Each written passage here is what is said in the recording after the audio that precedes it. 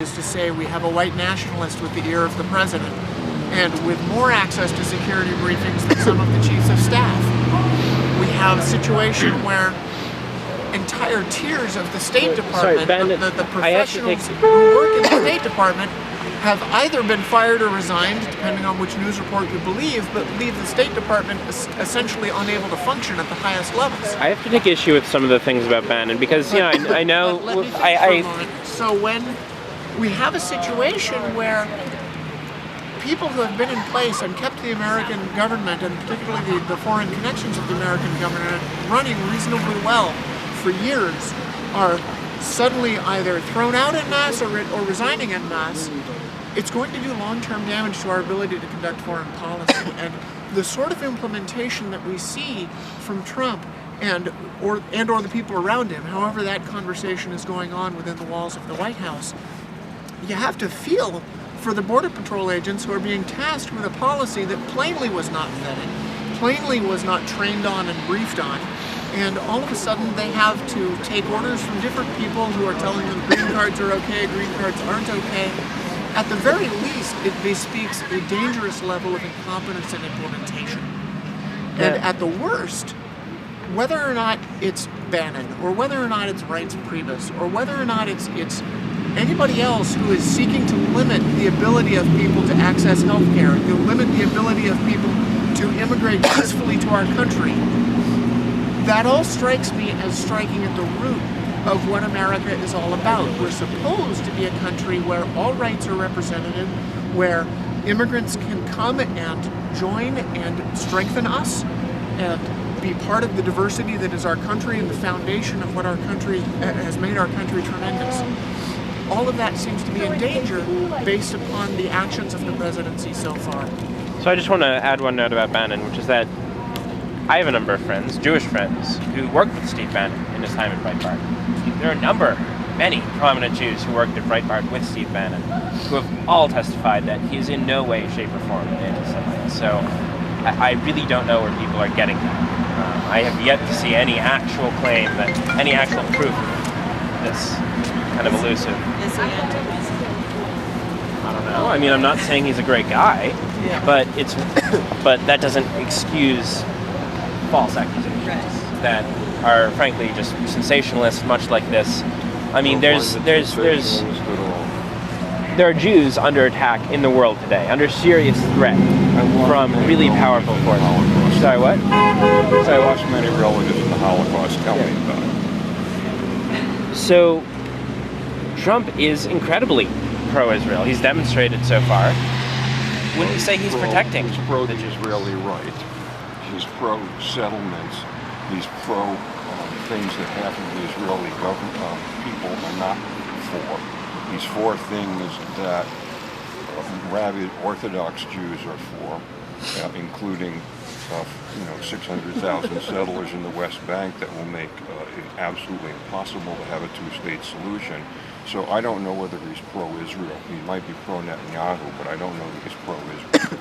So Orthodox Jews, their opinions don't matter. Of course they matter.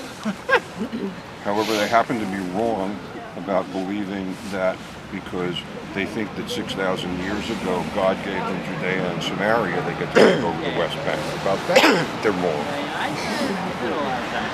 Interesting. Well, thank you so much, everyone, and have a good night. Stay warm. Stay warm.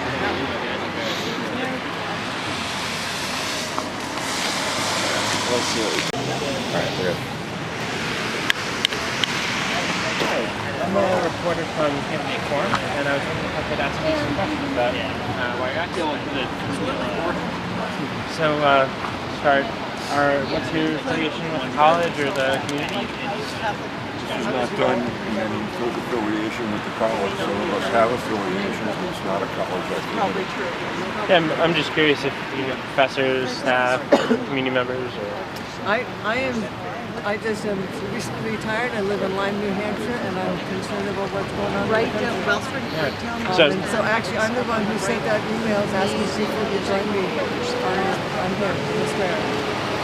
So, I guess, why are you out here? What brings you here? What brings me here partly is the ban on the Muslims, but also looking at what's going on behind the scenes. And that's where I Behind really you. feel like Bannon is not a good influence. And it's really disrupting.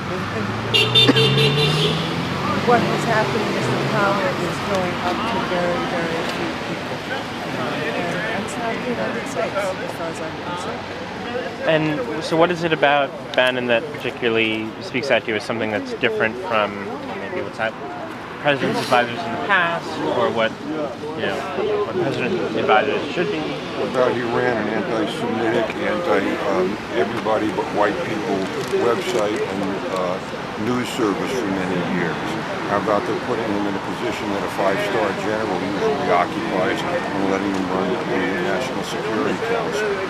So you're referring to Breitbart? I'm referring to Breitbart, referring to Mr. Bannon's role in Breitbart. He's an anti-Semite white nationalist. Who's an anti-Semite? Mr. Bannon. Mr. Bannon. I mean, is there any particular piece of evidence that leads you to believe that Mr. Bannon is an anti-Semite or a white nationalist? Look at all of his publications, look at his speeches, look at Breitbart. All right, so my second question is about the... Hello. Hi, have you come to join us? We think Come on in. It's We're about... conducting an interview here. We're looking for the visual. And feel free to chime in, anyone. I'd love to hear from multiple people. And are there any particular aspects or parts of the immigration ban that kind of particularly trouble you that could be the entirety, but if you want to spell out I what would about say, that? I would say it's the entirety, but the fact that it went into effect without communicating properly, that people who had worked for years, have gone through the vetting process, were on planes, coming to the United States, and they were turned away. That is not okay. So the implementation is That was a major... part of it. That's awesome. But So what are that's the not all of it. what are the other parts? I'm curious to hear, what specifically about The United this States is second about part. immigrants. We are all immigrants here. And the fact that we are not allowing new immigrants to come in is not American, in my opinion.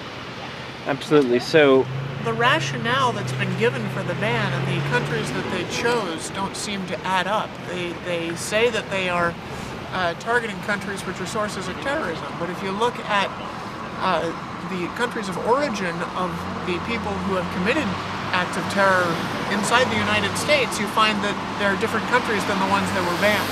So it rings like a justification ex post facto. And when you look at what it was that Giuliani said about how he was asked to find a way to ban Muslims from coming in to the United States, but to find a way to make it legal, because you can't ban people from entering the United States purely on the basis of religion. It seems very clear that they have an objective, which is to exclude Muslims on the basis of religion, and they're looking for some legal basis on which to implement that intent. And that's really not the way American law should work.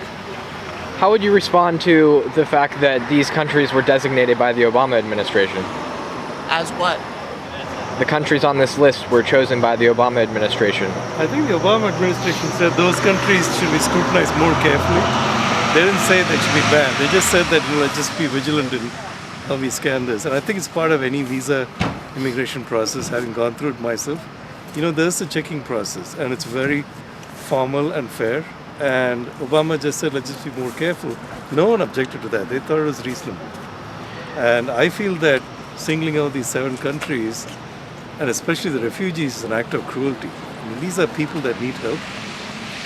To me, it's just a really cruel act to impose upon. So, as you know, the ban is only a temporary ban. Is there kind of something that you're afraid that will happen after the ban, perhaps? I mean, are you worried about being renewed, or is there something else? Well, my biggest fear is, terrorists now say, look, we told you all along, America is anti-Muslim, here's the proof. So it's a great recruiting tool. It also incites other people. I mean, there's the mosque in Canada where people were killed. There's the mosque that's burned down. And what it does is it says to people, Muslims are not, they're not equal to us. It's okay to treat them differently. It's okay to hurt them. It's okay to hurt their place of worship. And that's not okay. That's not okay. That's not okay as humans. It's not okay as citizens of the earth. So what I hear is it's not necessarily the ban itself, since it's only kind of a very short-term thing, but the broader cultural context that it's coming out of and the message it sends that is kind of the real thing. I have a question. Yes. Is there And the an damage that it end does. date to this temporary ban? Have they declared when Yes. it's going to end? When is that? I would Yes. love to know. I can look that I up. would I can love look it up to. right Please now. do. It is a Please Devin, do. can 90 you- days. It is a The 90-day first one was ban, 90 ma'am. days. So the Yeah. date is. 3 What's months 90 days or- from when it was Yeah, implemented? 90 days from the day it was set in place. Okay. And just to be That's clear, it is the ban itself. It's the ban and all the rest, because there's no reason for the ban.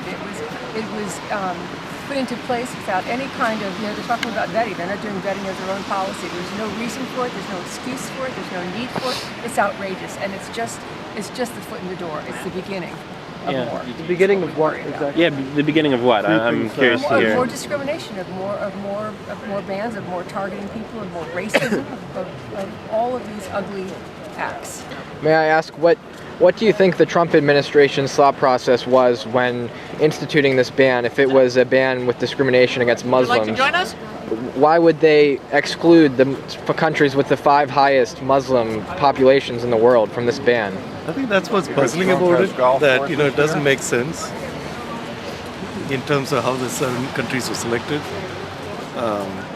So I think that some others spoke about the fact that it doesn't quite add up in terms of how this was picked up.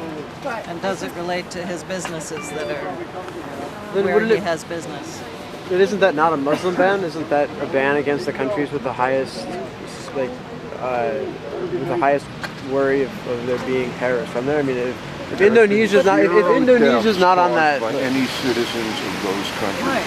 Nothing Zero. has been done. here, Absolutely zero. here, but over there, He's not banning them from over there. I know. But if there's issues over there, and his thought process to prevent that from coming here, then what do you think? What's wrong with the vetting process, which seems to have worked pretty well so far, at least as regards those countries? I'm playing devil's advocate. I actually agree with you. Yeah, the United States vetting process is extremely thorough, and I think people see it as fair. It's not discriminatory. It's fair, and even with the concern about national security, there is a way to have done this to protect national interests, and this just wasn't executed very well. So I actually have another question, particularly about your sign. I mean, we've seen a lot of comparisons of Donald Trump to Adolf Hitler and his actions against Muslims or a number of other groups to Hitler's actions against the Jews. Now, personally, I have a little bit of an issue with these comparisons because Hitler enacted explicit racial laws that resulted in the systematic mass murder of millions. Do you believe that Donald Trump plans to do this and is capable of doing I this? believe Donald Trump is capable of doing this. I don't know what his plans are. He hasn't discussed them with me. I'm afraid that might be in the plans. I'm afraid that we may see internment camps for Muslims quite soon. And I'm afraid that that this immigration ban is very possibly a step to distract people from essentially allowing Bannon to act as acting president. I mean, actually, I just took a course on the Holocaust last term, taught by a really renowned Holocaust scholar, and one of the reasons Hitler was able to do what he did is he was quite talented politician. He was incredibly effective. I mean, oh yeah, absolutely. Anyway, do you Couldn't believe make bad theater. do you believe Donald Trump is an intelligent man? I believe he's an uninformed man. I But- think he's intelligent. You do? I think he's intelligent. So you think, I just don't understand how, given the checks and balances that we do have in place, and that I personally haven't seen actually taken down, if you have an example of how they are being taken down, I'd love to hear it. Given our system of government, how Donald Trump, who may be intelligent, but he's no dictatorial mastermind, can pull off such an incredible feat. How do you know that he's no dictatorial mastermind? He just managed to pull off an election victory based on bigotry, fear, anti-Muslim sentiment. I don't know that he's not a bigoted mastermind. He very well may be. And who's Part of willing the to show problem this is bandit? that by the time you have really abundant proof of all that, you're in deep. We'd rather not be in deep. You know, the United States system has set things up in such a way that we try to avoid exactly the sort of thing that seems to be or could be happening right now.